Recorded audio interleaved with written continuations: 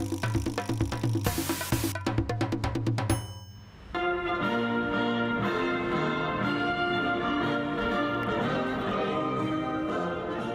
y a 2 semaines, nous nous réunissions au Mémorial de la Résistance pour commémorer la Journée nationale du souvenir et de la déportation. Bouleversés par cet épisode tragique de l'histoire, nous commémorions aussi le courage et les forces de la vie qui ont fini par triompher des ténèbres. Au crépuscule de la barbarie, l'espoir d'un monde apaisé se laissait donc entrevoir. C'était l'armistice. Au bout de cette longue nuit traversée par l'humanité, la promesse d'une aube nouvelle était plus que nécessaire. Il fallait, selon les mots d'Albert Camus, empêcher que le monde ne se défasse. Car en 1945, la France est dévastée, en proie à toutes les souffrances. Les plaies sont béantes, c'est la découverte de l'horreur des camps, le retour des prisonniers, déportés et travailleurs forcés. Face à ce que l'homme a produit de plus terrible, certains se sont battus au péril de leur vie. Ils ont dit non à l'idéologie aveugle, défendant les valeurs qui leur étaient chères. Albert Hénaudi, fréjusien, était de cela. Décoré de la médaille de la Résistance à titre posthume, il obtint le titre de mort pour la France. Mais aussi tant d'autres. Lucie et Raymond Aubrac, Georges Bidault, Henri Frenay, ou encore Pierre Brossolette pour les figures les plus emblématiques.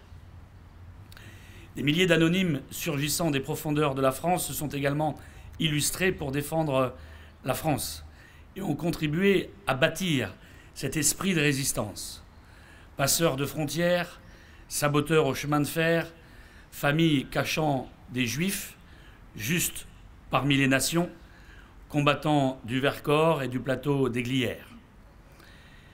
Ces hommes et ces femmes qui ont donné leur vie étaient habités par des convictions, un courage et une volonté qui ont mené notre pays à la victoire. Ainsi, nous leur rendons hommage en commémorant le 8 mai 1945 et nous nous souvenons de tous ceux qui ont œuvré pour la paix et pour nos libertés. Chacun dans nos familles, un grand-père, une grand-mère, un oncle ou une tante a été touché par ce conflit. Il nous concerne tous. Au lendemain de cette guerre, l'Europe et ces nations manifestèrent une force incroyable. Pour que jamais un tel drame ne se reproduise, les pays autrefois alliés ou ennemis se sont unis dans un chantier titanesque, construire la paix. Ce fut l'heure en France de l'Union nationale de fonder les Jours heureux annoncés par le Conseil national de la Résistance, organisme qui combattit l'occupation nazie et la collaboration et qui fut créé par Jean Moulin. Au-delà de la victoire, c'est aussi la mémoire des combats menés que nous célébrons aujourd'hui. C'est aussi rappeler que nos troupes sont mobilisées sur plusieurs théâtres d'opérations extérieures. N'oublions pas que chaque jour, nos forces armées défendent cette vision du monde qui nous rassemble et pour laquelle nos aînés se sont battus.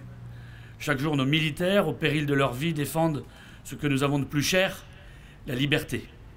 Nous leur témoignons notre soutien le plus total et nous leur devons une reconnaissance éternelle. Pourtant, notre monde semble toujours si vulnérable et la paix ne semble tenir qu'à un fil. Les menaces qui pèsent sur notre civilisation, les conflits qui déchirent certaines parties du globe et les appels à la haine sont des symptômes qui doivent nous alerter. Ces dernières années, ces derniers mois et ces dernières semaines nous ont montré qu'il ne fallait pas baisser la garde. Je pense notamment à Stéphanie Monfermé, assassinée par un terroriste le 23 avril dernier à Rambouillet, mais aussi à Éric Masson, abattu en pleine rue à Avignon cette semaine lors d'une banale intervention antidrogue. S'attaquer à des fonctionnaires de police, c'est s'attaquer à la République, c'est s'attaquer à la France. C'est pourquoi cette commémoration est aussi l'occasion d'affirmer quelques valeurs cardinales et républicaines, notre devise également, mais aussi la laïcité, le refus de l'obscurantisme dans le droit fil de la philosophie des Lumières. Seule la nation, source vivifiante, solidaire, maternelle, peut fédérer. Réveillons dès lors l'ange gardien qu'est la nation et ressuscitons la fierté d'être français, héritier d'un legs et d'un flambeau dont nous n'avons pas à rougir. C'est cela le patriotisme, une vertu que nous devrions redécouvrir et inculquer à nos enfants pour que la victoire du 8 mai 1945 ne résonne pas dans le vide.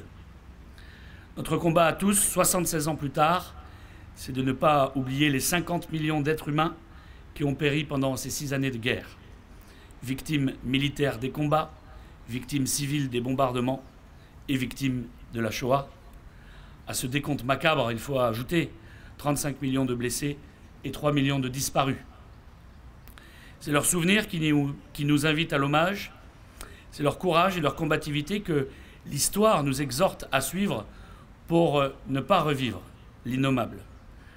Rassemblés aujourd'hui pour célébrer la fin de la Seconde Guerre mondiale, nous perpétuons ce devoir de mémoire ô combien indispensable. Et comme le disait le philosophe Schopenhauer, l'histoire est au peuple ce que la conscience est pour un homme. Un peuple qui oublie son histoire est un homme qui perd sa conscience. Vive la République, vive Fréjus et vive la France.